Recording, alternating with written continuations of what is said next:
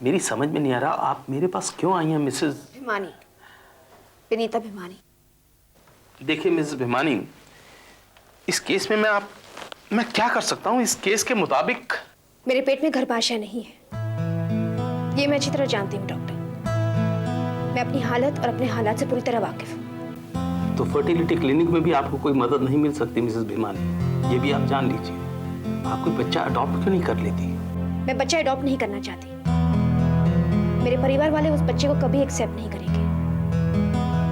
अगर वो बच्चा मेरे पति का ना हो सका तो मेरे परिवार वालों का भी कभी नहीं होगा।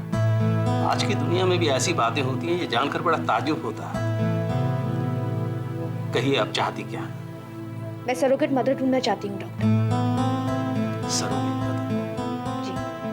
आपके परिवार वाले इस बात को लेकर मान जाएंगे? मैं अपने परिवार वालों को ये कहूंगी कि मैं खुद प्रेग्नेंट हूँ। विनी, तुमने तो ऐसा नहीं कहा था।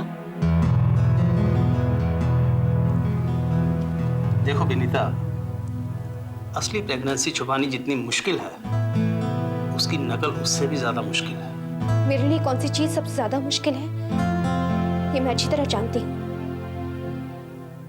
मैंने फैसला कर लिया है और आपको मेरी मदद करनी ही होगी।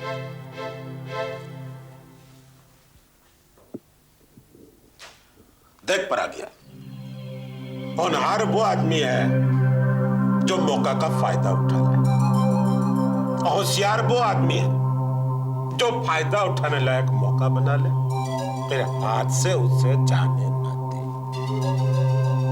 तू बता, तू क्या है? होनहार के होशियार? जो आप कहें वो। गधो है तू, पूछ क्यों? बात इन डिटेल्स की बात को लेकर तू बहू ने नाराज कर दिया। बहू मायके चली गई, बैठे जाके खूब रोई। बेबानसा का फोन भी आया था के बाद है जानने के लिए। फोन में लोग बच गए। क्यों? बेबानसा का पूरा ध्यान डिटेल्स की बात पर था। प्रिया क्यों रोई यह बात पूछी नहीं कोई। पर एक बात याद रख, दोबारा प्रिया को रुलाने की बहुत बड़ी कीमत चुकानी पड़ेगी। थारे होनहार और होशियार बाप ने थारे लिए एक मौका बनाया है, मौका फायदा उठा। मगर मैं करूं क्या? पूछे क्या करूंगा? अरे जाकर बहू ने मना ले, प्यार से खाना खिला, उसे प्यार कर, और क्या कर सकोगा थे? देख पर आ गया, कुसुम भिमानी से बदलो लेना चाहे, लेने दे, अपने बाप को कह जावा। कुसुम और भिमानी के बीच जो आंच है, ऊपर अपनी खिचड़ी पकानी है। कुसुम की हर बात माननी जरूरी को नहीं।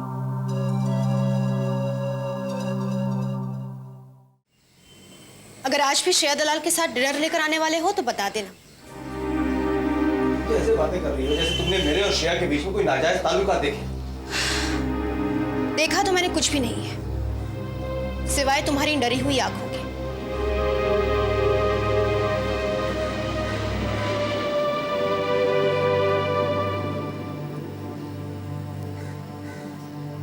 डरी हुई आंखें? हाँ, तुम मुझसे नजरें मिलाने में डरते हो। मैं तुमसे बात करते हुए डरता हूं विनीता, और इसकी वजह श्रेया नहीं है, तुम खुद हो। तुम्हारा ये सरोगेट मदर का ऑब्सेशन हम दोनों के बीच में फासला बना रहा है। तो उस फासले को खत्म क्यों नहीं कर देते? मैं तो भर भी दूंगा, लेकिन तुमने कभी ये सोचा कि जब दुनिया वाले मुझसे सवाल पूछेंगे तो मैं क्या जवाब दूंगा? जब वो मुझसे पूछेंगे कि मेरा उस दूसरी औरत के साथ क्या रिश्ता है, तो मैं क्या कहूंगा उनसे? और चलो, मैं तो कुछ भी कह दूंगा, लेकिन कभी उस बच्चे के बारे में सोचा है? जब लोग उस बच्चे को पूछेंगे तो वो क्या जवाब देगा? हमारे बच्चे को लेकर जो सवालात होंगे उसका जवाब तो हम दे देंगे, लेकिन हमारे फासले को लेकर जो सवालात होंगे उसका जवाब कौन देगा? और अगर यही सवाल श्रेया को पूछे जाएंगे तो वो क्या कहेगी? ये सोचा है तुमने?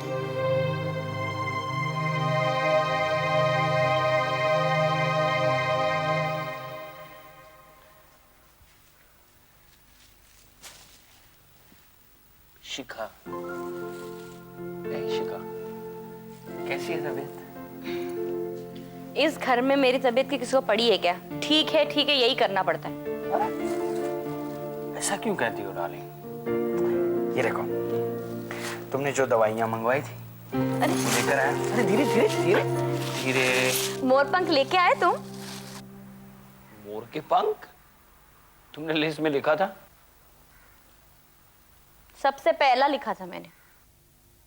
इसका मतलब तुम खुद तो दवाई लाने गए नहीं, मगर लिस्ट के साथ दवाई चेक भी नहीं की। कमाल कर रही हो तुम भी। मोर के पंख दवाई की दुकान में मिलते हैं क्या? कल लेके आऊंगा कहीं से, ओके? कल तो बहुत देर हो जाएगी। मगर ऐसा क्या काम है? कहते हैं कि मोर के पंख जलाकर दूध में मिला के पीने से बेटा पैदा होता है। क्या बकवास कर रही हो तुम? किसी ने प्रूव किया है क्या ये? देखो, मानना है तो यही सही, लेकिन किसी ने ये तो नहीं कहा ना कि ये बात गलत है। और अगर ये बात सही निकली तो हमें बेटा होगा ना प्रशांत। साइंटिफिकली प्रूव नहीं है ये कहकर तुम मोर पंख न लाने का रिस्क क्यों उठा रहे हो? ओके, कल ला दूंगा बस। पक्का? पक्का। डॉक्टर, ये है मेरे husband mister Ritesh Bhimani. Hello. ये सरोगेट मदर के बारे में आपसे कुछ समझना चाहते हैं। लेकिन डॉक्टर, मैं किसी दूसरी औरत के साथ कोई रिश्ता नहीं रखना चाहता। I am very happy to hear this mister Bhimani. मगर सरोगेटिंग के प्रोसेस में किसी दूसरी औरत के साथ रिश्ता बनाने की बात ही नहीं पैदा होती। इनफैक्ट भविष्य में बच्चों को किसी तरह का दुख ना हो, किसी ट्रॉमा से वो ना गुजरें, इसको नजर में रखते हुए हम आप लोग यानी माँ बाप यानी पेशेंट्स और सरोगेट मदर को आपस में मिलने तक नहीं देते, एक का नाम और पहचान तक जाहिर नहीं होने देते। देखिए, इस प्रोसेस में 2 एग्रीमेंट्स बनेंगे, एक मेरा आप लोगों के साथ और दूसरा मेरा और सरोगेट मदर के साथ। और जो भी पैसा आप सरोगेट मदर को देंगे उसका जरिया होऊंगा मैं। इस बात का पूर्ण विश्वास आपको मुझ पर रखना पड़ेगा। डॉक्टर प्लीज, अविश्वास का सवाल ही नहीं आता। हम कोई भी खर्च उठाने के लिए तैयार हैं। मगर डॉक्टर, वो औरत, see what I mean to say is that औरत के पेट में गर्भ कैसे रहेगा? जरिया है IVF, इन विट्रो फर्टिलाइजेशन। इसका मतलब टेस्ट ट्यूब में बेबी पैदा करना। मैं समझा नहीं डॉक्टर। देखिए, पुरुष और स्त्री के शरीर में कुछ खास सेल्स ऐसे होते हैं जो दूसरे सेल्स या कोशों से ठीक आधे होते हैं। जब ये 2 आधे कोश यानी स्पर्म और ओवम स्त्री के शरीर के अंदर नजदीक आते हैं तो एक नया कोश तैयार होता है जिसे हम एम्ब्रियो कहते हैं। ये नया कोश मल्टीप्लाई होता है, 1 से 2, 2 से 4, 4 से 8, 8 से 16 और एक नया जिस्म बनता है। ये एम्ब्रियो जिस्म के बाहर टेस्ट ट्यूब में भी तैयार किया जा सकता है। इसी को कहते हैं इन विट्रो फर्टिलाइजेशन। हम हिंदी में कह सकते हैं बाहरी फलीकरण। जब जिस्म के बाहर एम्ब्रियो तैयार किया जाता है तो ईटी का स्टेज आता है, एम्ब्रियो ट्रांसफर। एम्ब्रियो को किसी भी औरत के जिस्म में रखा जा सकता है जो बढ़कर फिर एक नया जिस्म बन जाता है। रितेश, तुम समझे ना? समझ गया। बच्चा पति पत्नी के प्यार का फल होने के बजाय इस तरह पैदा किया जाता है जैसे गार्डन में कोई सब्जी उगा रहा हो। I am sorry doctor, I am not interested. Ritesh,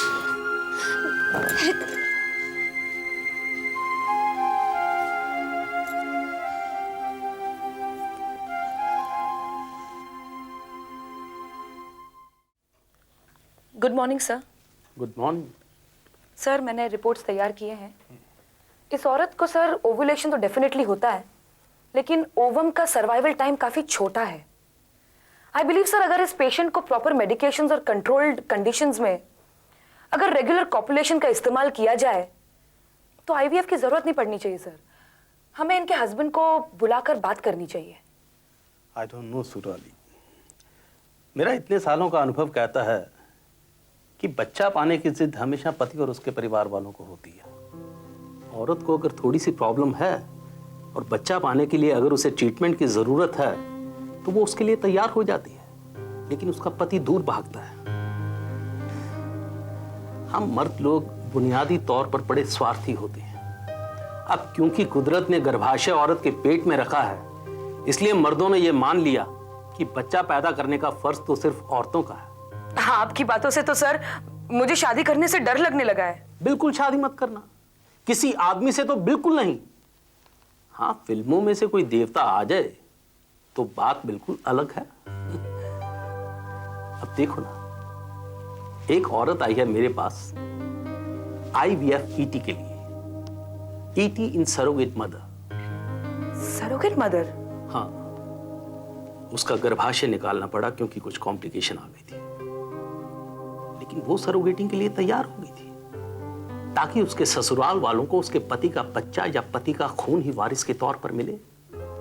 वो इतने बड़े सैक्रिफाइस के लिए तैयार हो गई थी, लेकिन उसका पति मेरी बात सुनने के लिए यहां रुका नहीं। वो औरत कौन है सर? नाम नहीं बता सकता, क्योंकि सरोगेटिंग के दौरान अगर कोई दूसरी औरत मिल गई तो सीक्रेसी को मेंटेन करना बड़ा जरूरी होगा। सवाल यह है कि उसका पति अपनी पत्नी के दर्द को समझेगा या नहीं। और अगर नहीं समझ पाया तो शायद वो उस औरत को छोड़कर सुख ढूंढने कहीं और जाएगा।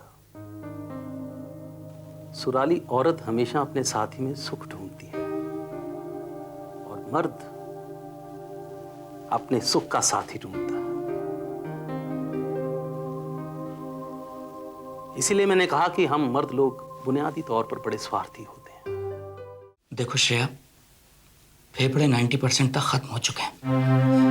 लेकिन इतनी देर हो गई, आप डायग्नोस क्यों नहीं कर पाए डॉक्टर? श्रेया, मुझे ही नहीं बल्कि तुम्हारे पापा को भी मालूम है कि उन्हें 2 साल पहले से फेफड़ों का कैंसर है। तुम्हें याद है तुम पिछली बार उनके साथ आई थी, तब उन्होंने मुझसे मना किया था कि मैं तुम्हें उनके बारे में कुछ ना बताऊं। कैंसर?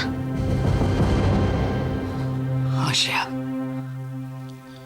पिछली मुलाकात में मैंने उनसे कहा था कि समाचार अच्छे नहीं हैं, मगर जब पहली बार डायग्नोसिस हुआ तभी उन्होंने कोई भी ट्रीटमेंट लेने से इनकार कर दिया था।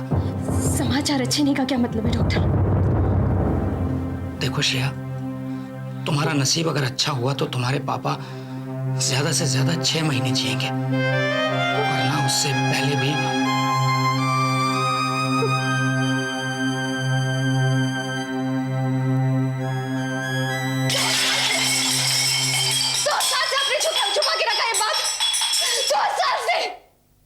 क्यों नहीं बताया आपने मुझे 2 साल से? क्यों छुपा के रखा? Tell me why, पापा। Tell me why, tell me पापा।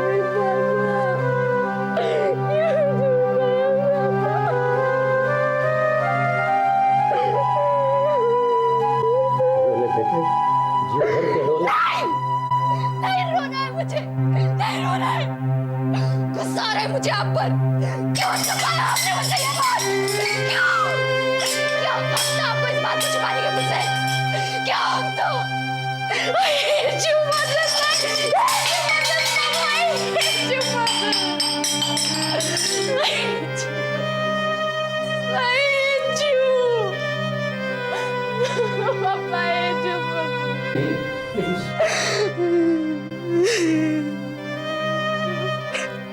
बहुत सारे काम बाकी थे मेरे सामने श्रेया। मुझे जब पता चला मुझे लंग कैंसर है तो मैंने सोचा दवाइयाँ और इंजेक्शनों के सहारे मैं 2-4 साल और जी सकूंगा, पर तुम्हारे और प्रियम के सामने जिंदगी ने जो मौके रखे वो मेरे इस बीमारी खा जाए। नहीं चाहिए मुझे ऐसे मौके, नहीं चाहिए कोई कामयाबी, नहीं चाहिए कुछ भी। मुझे आप चाहिए पापा, मुझे आप चाहिए। I just want you, I just want you, पापा। मुझे आपको चाहिए। पापा प्लीज डोंट लीव मी, पापा प्लीज डोंट लीव मी। मुझे छोड़ के मत जाइए पापा। पापा please don't leave me, I want you पापा, don't leave me, please don't leave me. सुनो बेटे, मैं कहानी सुनाता हूँ। एक चिड़िया थी,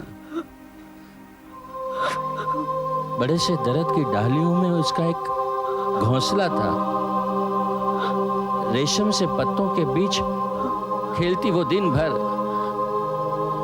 सुबह डालियों से सूरज उगता और रात को चांद उसके सिरहाने बैठता।